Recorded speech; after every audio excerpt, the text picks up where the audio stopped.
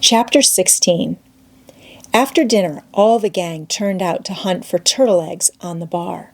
They went about poking sticks into the sand, and when they found a soft place, they went down on their knees and dug with their hands. Sometimes they would take 50 or 60 eggs out of one hole. They were perfectly round, white things, a trifle smaller than an English walnut. They had a famous fried egg feast that night and another on Friday morning. After breakfast, they went whooping and prancing out on the bar and chased each other round and round, shedding clothes as they went until they were naked, and then continued the frolic far away up the shoal water of the bar, against the stiff current, which latter tripped their legs from under them from time to time and greatly increased the fun. And now and then they stooped in a group and splashed water in each other's faces with their palms, gradually approaching each other with averted faces to avoid the strangling sprays, and finally gripping and struggling till the best man ducked his neighbor, and then they all went under in a tangle of white legs and arms, and came up blowing, sputtering, laughing, and gasping for breath at one and the same time.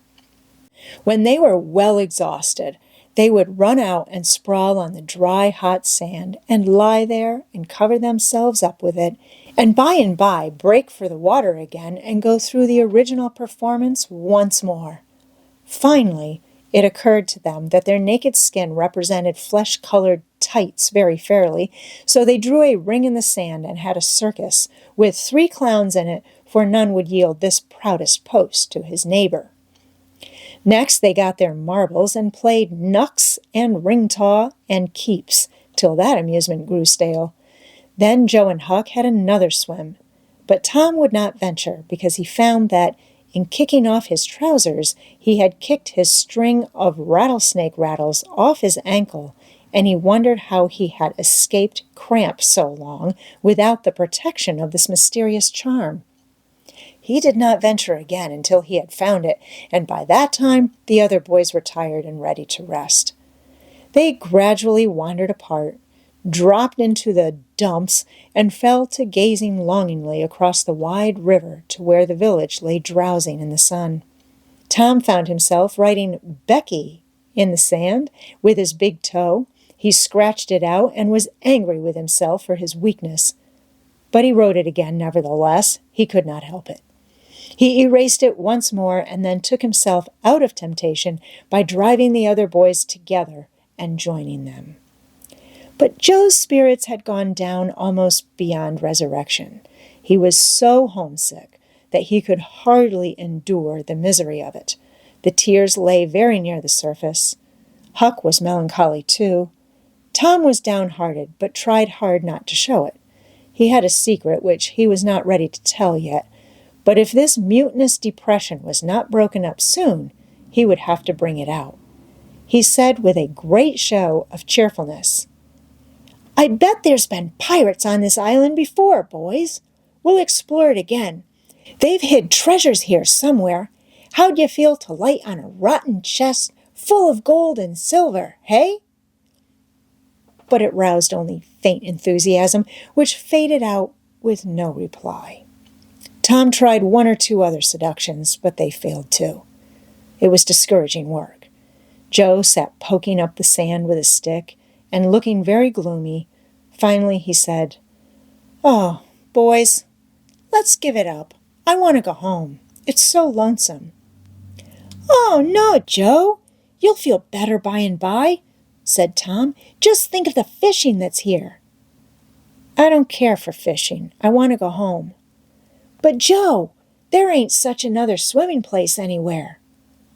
"Swimming's no good. I don't seem to care for it somehow, and there ain't anybody to say I shan't go in. I mean to go home." "Aw, shucks, baby. You want to see your mother, I reckon." "Yes, I do want to see my mother, and you would too if you had one. I ain't any more baby than you are." And Joe snuffled a little. "Well, we'll let the crybaby go home to his mother, won't we, Huck? Poor thing, does it want to see its mother? And so it shall. You like it here, don't you, Huck? We'll stay, won't we?" Huck said, "Yes," without any heart in it. I'll never speak to you again as long as I live, said Joe, rising. There now. And he moved moodily away and began to dress himself. Who cares? Said Tom. Nobody wants you to. Go along home and get laughed at. Oh, you're a nice pirate. Huck and me ain't crybabies. We'll stay, won't we, Huck? Let him go if he wants to. I reckon we can get along without him, p'raps. But Tom was uneasy, nevertheless, and was alarmed to see Joe go sullenly on with his dressing. And then it was discomforting to see Huck eyeing Joe's preparations so wistfully and keeping up such an ominous silence.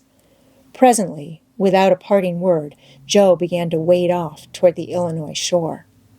Tom's heart began to sink. He glanced at Huck. Huck could not bear the look and dropped his eyes. Then he said, I want to go home too, Tom. It was getting so lonesome anyway, and now it'll be worse. Let us go too, Tom. I won't. You can all go if you want to. I mean to stay. Tom, I better go.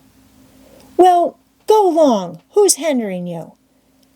Huck began to pick up his scattered clothes. He said, Tom, I wish you'd come too. Now, you think it over. We'll wait for you when we get to shore. Well, you'll wait a blame long time, that's all. Huck started sorrowfully away, and Tom stood looking after him with a strong desire tugging at his heart to yield his pride and go along too. He hoped the boys would stop, but they still waded slowly on. It suddenly dawned on Tom that it was become very lonely and still. He made one final struggle with his pride, and then darted after his comrades, yelling, Wait! Wait! I want to tell you something! They presently stopped and turned around. When he got to where they were, he began unfolding his secret, and they listened moodily till at last they saw the point he was driving at. And then they set up a war-whoop of applause and said it was splendid, and said if he had told them at first, they wouldn't have started away. He made a plausible excuse, but his real reason had been the fear that not even the secret would keep them with him any very great length of time, and so he meant to hold it in reserve as a last seduction.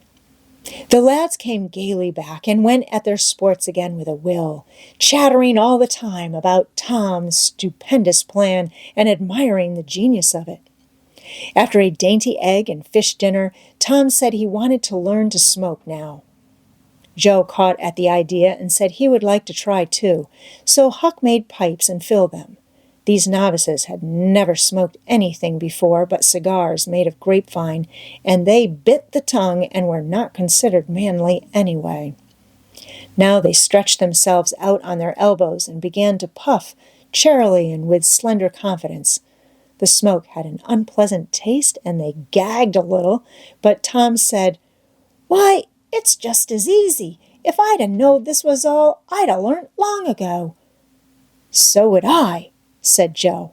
It's just nothing. Why, many a time I've looked at people smoking and thought, well, I wish I could do that, but I never thought I could, said Tom. That's just the way with me, ain't it, Huck? You've heard me talk just that way, haven't you, Huck? I'll leave it to Huck if I haven't. Yes, heaps of times, said Huck. Well, I have too, said Tom. Oh, hundreds of times. Once down by the slaughterhouse. Don't you remember, Huck? Bob Tanner was there, and Johnny Miller, and Jeff Thatcher when I said it. Don't you remember, Huck, about me saying that? Yes, that's so, said Huck. That was the day after I lost a white alley. No, 'twas the day before. There, I told you so, said Tom. Huck recollects it. I believe I could smoke this pipe all day, said Joe. I don't feel sick. Neither do I, said Tom. I could smoke it all day, but I bet you Jeff Thatcher couldn't. Jeff Thatcher! Why, he'd keel over just with 2 draws. Just let him try it once. He'd see. I bet he would. And Johnny Miller? I wish could see Johnny Miller tackle it once. Oh, don't I, said Joe. Why, I bet you Johnny Miller couldn't any more do this than nothing. Just one little snifter would fetch him. 'Deed it would, Joe. Say, I wish the boys could see us now." "So do I." "Say, boys, don't say anything about it, and sometime when they're around, I'll come up to you and say, 'Joe, got a pipe? I want to smoke.' And you'll say, kind of careless-like, as if it weren't anything, you'll say, 'Yes, I got my old pipe and another one, but my tobaccer ain't very good.' And I'll say, 'Oh, that's all right, if it's strong enough.' And then you'll out with the pipes, and we'll light up just as calm, and then just see 'em look. By jings, that'll be gay, Tom. I wish it was now." "So do I. And when we tell 'em we learned when we was off pirating, won't they wish they'd been along?" "Oh, I reckon not. I'll just bet they will." So the talk ran on, but presently it began to flag a trifle and grow disjointed. The silences widened. The expectoration marvelously increased. Every pore inside the boys' cheeks became a spouting fountain. They could scarcely bail out the cellars under their tongues fast enough to prevent an inundation. Little overflowings down their throats occurred in spite of all they could do, and sudden retchings followed every time.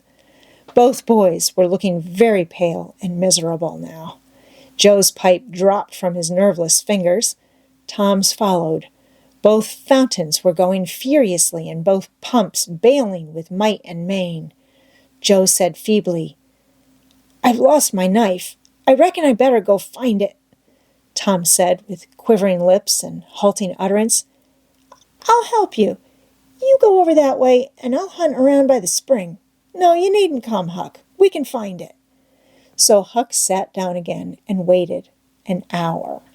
Then he found it lonesome and went to find his comrades. They were wide apart in the woods, both very pale, both fast asleep. But something informed him that if they had had any trouble, they had got rid of it. They were not talkative at supper that night. They had a humble look, and when Huck prepared his pipe after the meal and was going to prepare theirs, they said no. They were not feeling very well. Something they ate at dinner had disagreed with them. About midnight, Joe awoke and called the boys. There was a brooding oppressiveness in the air that seemed to bode something. The boys huddled themselves together and sought the friendly companionship of the fire, though the dull, dead heat of the breathless atmosphere was stifling. They sat still, intent, and waiting. The solemn hush continued. Beyond the light of the fire, everything was swallowed up in the blackness of darkness. Presently there came a quivering glow that vaguely revealed the foliage for a moment, and then vanished. By and by another came, a little stronger. Then another. Then a faint moan came sighing through the branches of the forest, and the boys felt a fleeting breath upon their cheeks, and shuddered with a fancy that the spirit of the night had gone by. There was a pause. Now a weird flash turned night into day and showed every little grass blade separate and distinct that grew about their feet, and it showed 3 white, startled faces, too. A deep peal of thunder went rolling and tumbling down the heavens and lost itself in sullen rumblings in the distance. A sweep of chilly air passed by, rustling all the leaves and snowing the flaky ashes broadcast about the fire. Another fierce glare lit up the forest, and an instant crash followed that seemed to rend the treetops right over the boys' heads. They clung together in terror, in the thick gloom that followed. A few big raindrops fell pattering upon the leaves. "Quick, boys, go for the tent!" exclaimed Tom. They sprang away, stumbling over roots and among vines in the dark, no two plunging in the same direction. A furious blast roared through the trees, making everything sing as it went.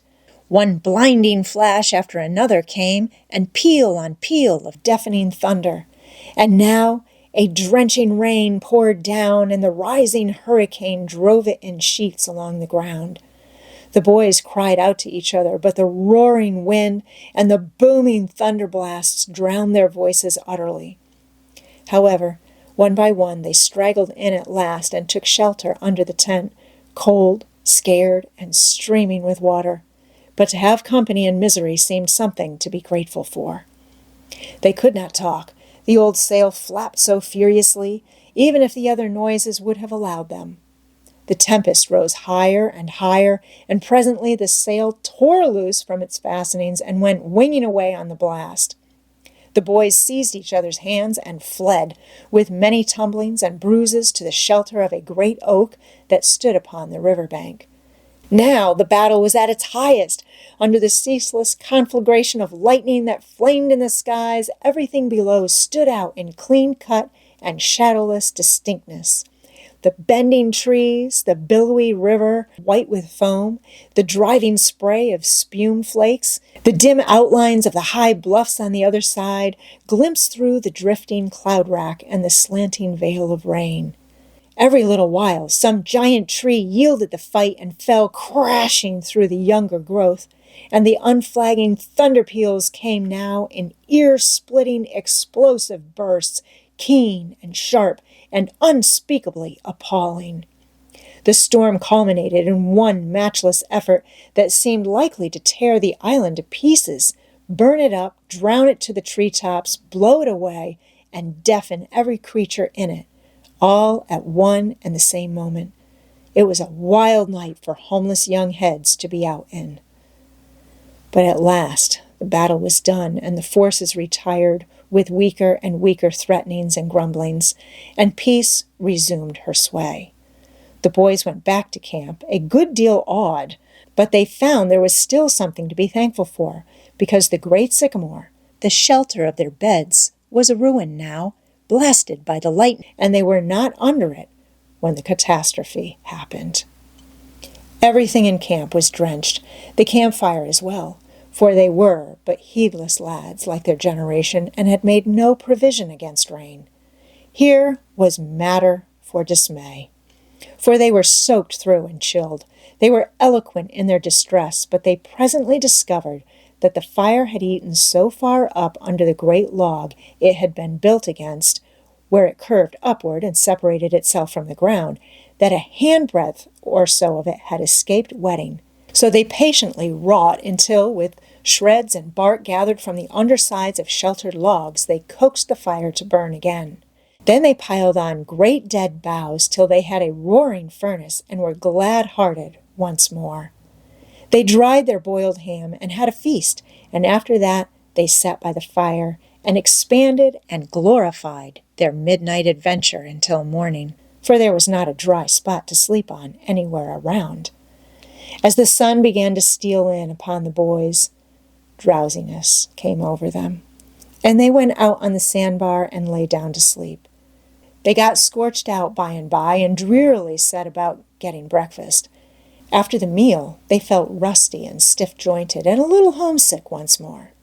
Tom saw the signs and fell to cheering up the pirates as well as he could, but they cared nothing for marbles or circus or swimming or anything.